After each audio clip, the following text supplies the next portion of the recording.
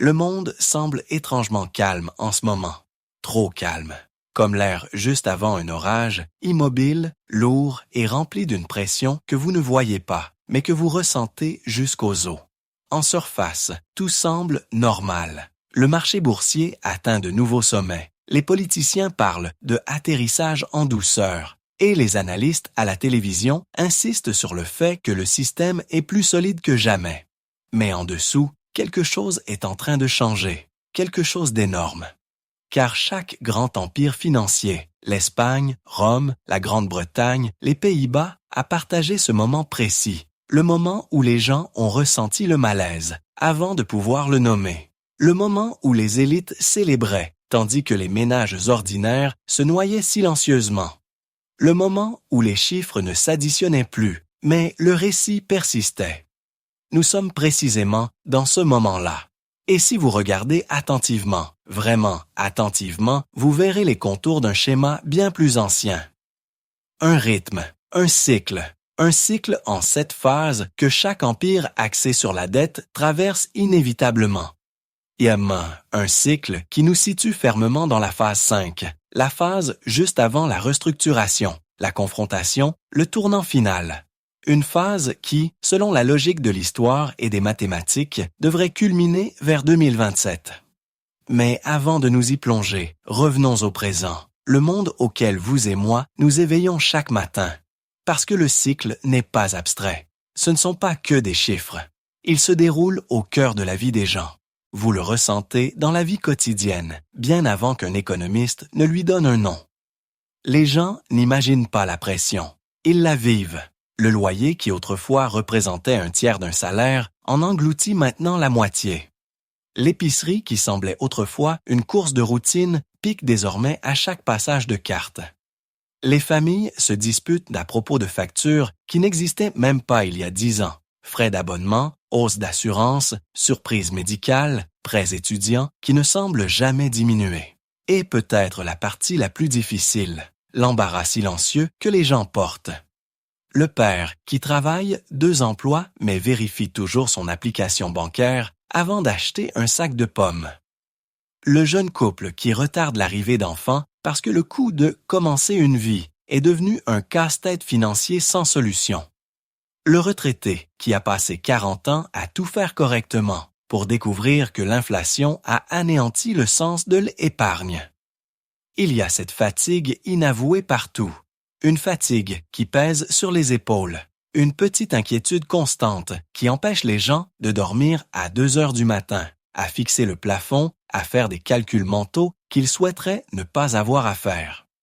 Ce n'est pas seulement une lutte individuelle. C'est la première fissure visible d'un changement bien plus vaste, le moment où le poids d'un empire financier commence à peser directement sur la vie quotidienne des gens ordinaires. Et l'histoire a déjà vu ce schéma. L'histoire a l'habitude de chuchoter des avertissements bien avant que le présent ne soit prêt à écouter. Prenez l'âge d'or hollandais, une puissance financière qui régnait autrefois sur le commerce mondial. À la fin des années 1600, les Pays-Bas se sentaient invincibles. Leurs navires dominaient les mers, leurs banques faisaient l'envie de l'Europe, et leur monnaie était partout digne de confiance. Mais sous cette prospérité, la dette s'est accumulée discrètement. Les dépenses gouvernementales ont augmenté plus vite que les recettes, les divisions sociales se sont élargies, et la spéculation a fleuri comme une fièvre. Les gens étaient convaincus que les bons moments dureraient éternellement, jusqu'au moment où ils ne l'ont plus fait. Le déclin n'a pas commencé par un effondrement spectaculaire. Il a débuté par de petites distorsions. La hausse des coûts d'emprunt, les tensions politiques, la formation de bulles d'actifs en marge. L'Empire n'est pas tombé en un jour, il a glissé, pouce par pouce, vers l'insignifiance. Ou regardez l'Allemagne de Weimar, au début des années 1920. Contrairement à l'imagination populaire, l'hyperinflation n'a pas commencé avec des brouettes de billets. Elle a commencé par quelque chose de bien plus discret. Un gouvernement imprimant juste assez de monnaie pour arranger les choses. Une érosion subtile de la confiance. Une lente dégradation du pouvoir d'achat avant même que le monde ne réalise ce qui se passait. Ces échos historiques sont importants car les schémas ne sont pas identiques, mais les rythmes le sont. La dette augmente, la confiance s'effiloche. Les dirigeants insistent sur le fait que tout est sous contrôle et les citoyens ordinaires commencent à ressentir un resserrement subtil, le même resserrement que les gens ressentent aujourd'hui. La vérité est troublante, mais claire. Ce que nous vivons n'est pas sans précédent. C'est familier, c'est cyclique. Et chaque cycle a un mécanisme, un plan directeur qui le guide. Si vous écartez les gros titres, le bruit politique et les discours rassurants, ce qu'il reste est un mécanisme simple mais impitoyable, le cycle d'endettement à long terme. Chaque grand empire financier le suit, non pas parce qu'il le souhaite, mais parce que la dette se comporte comme la gravité. Elle tire, lentement au début, puis d'un coup. Voici comment cela fonctionne dans l'ombre des actualités. Au début du cycle, la dette est un carburant. Elle construit des routes, finance l'innovation, élève les nations. Mais au fil des décennies, le système devient accro à l'emprunt, comme un patient qui a besoin de doses de plus en plus élevées pour se sentir normal. Plus de dépenses, plus de déficit, plus de promesses faites aux générations futures avec de l'argent qui n'existe pas encore. Vient ensuite la phase intermédiaire, l'illusion de stabilité. Les taux d'intérêt restent bas, le public se sent en sécurité et les dirigeants traitent la dette comme si elle était indolore, un tour de magie sans conséquence. Mais cette illusion se brise toujours. Et ce point de rupture est la phase 5, l'étape que nous traversons en ce moment même. La phase 5 est le moment où le coût de la dette commence à dévorer le système de l'intérieur. Lorsque les gouvernements paient plus d'intérêts sur leurs dettes qu'ils ne dépensent pour l'éducation, les infrastructures ou la sécurité. Lorsque l'impression monétaire devient une nécessité, non une stratégie. Lorsque le transfert de richesses s'accélère, déplaçant silencieusement le pouvoir des travailleurs vers les propriétaires d'actifs, des ménages vers l'élite financière. Et voici la vérité choquante que la plupart des gens ne veulent pas affronter. Nous n'approchons pas du point culminant. Nous sommes déjà dans le compte à rebours. Selon toutes les mesures historiques et mathématiques, la prochaine restructuration majeure, le tournant final du cycle, commence vers 2027. Cela ne signifie pas l'apocalypse, mais cela signifie une transformation, une réécriture des règles, un remaniement des gagnants et des perdants, un moment où l'empire financier s'adapte ou se fracture. Mais les cycles ne se déroulent pas uniquement sur des feuilles de calcul. Ils se déroulent dans la vie des gens.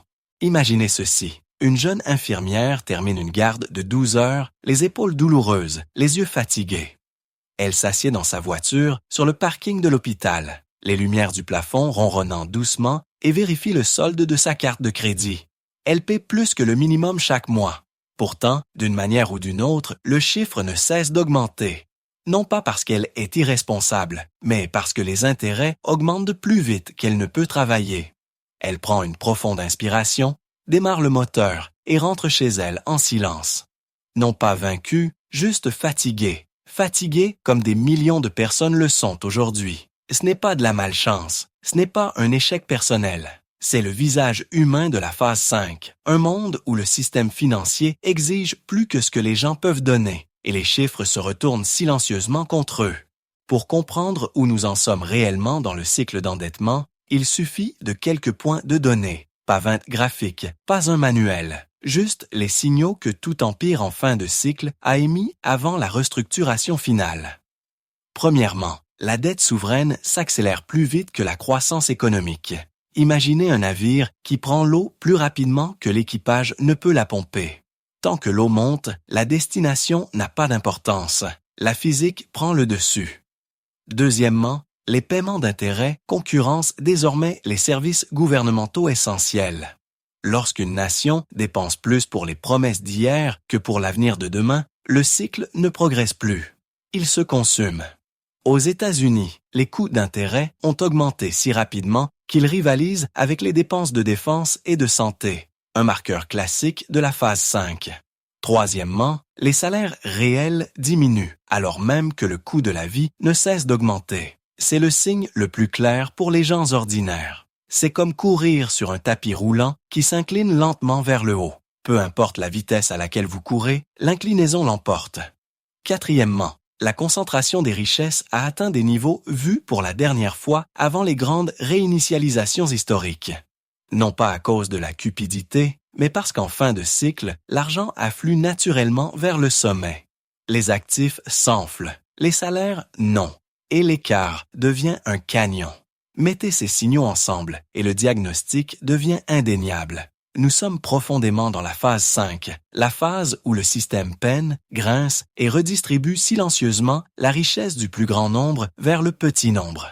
Non pas l'effondrement, non pas l'explosion, mais le resserrement, la partie du cycle qui est toujours confuse, injuste et étrangement calme avant la tempête. Et si l'histoire a raison, cette tension s'accumule vers quelque chose autour de 2027, non pas une fin, mais un tournant. Les années à venir ne ressembleront pas à un film catastrophe hollywoodien. Il n'y aura pas un seul jour où le monde s'effondrera, où le dollar s'évaporera soudainement. Les vraies transformations, celles qui remodèlent les empires financiers, se produisent lentement, puis soudainement, puis lentement à nouveau. Ce que nous approchons vers 2027 n'est pas un abîme, c'est une traversée, une transition de l'ancienne structure de dette vers une nouvelle, un rééquilibrage du pouvoir, de l'argent et des contrats sociaux. Certains l'appellent une réinitialisation, d'autres une restructuration. Les économistes préfèrent des mots plus doux comme réalignement.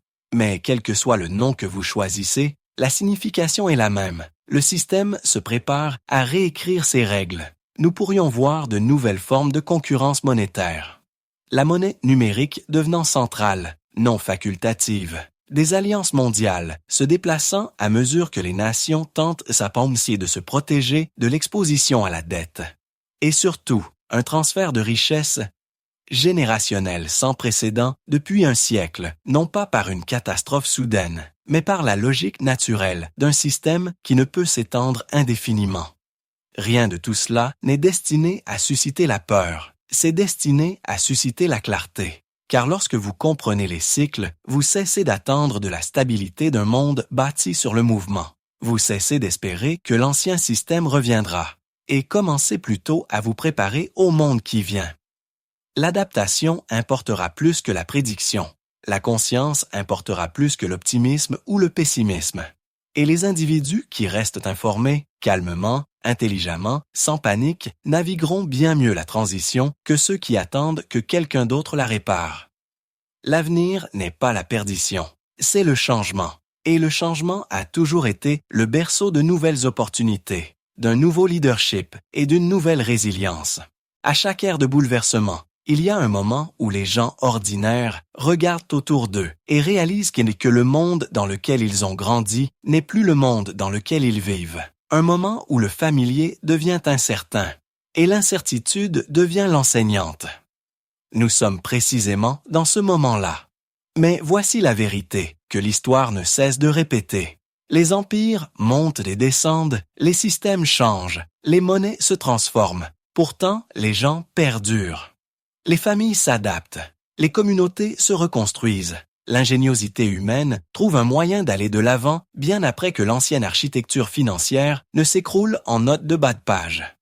Les années à venir nous mettront à l'épreuve, oui, non pas avec le chaos, mais avec la transition, la lente réécriture d'un empire financier dont le cycle d'endettement a atteint ses derniers chapitres.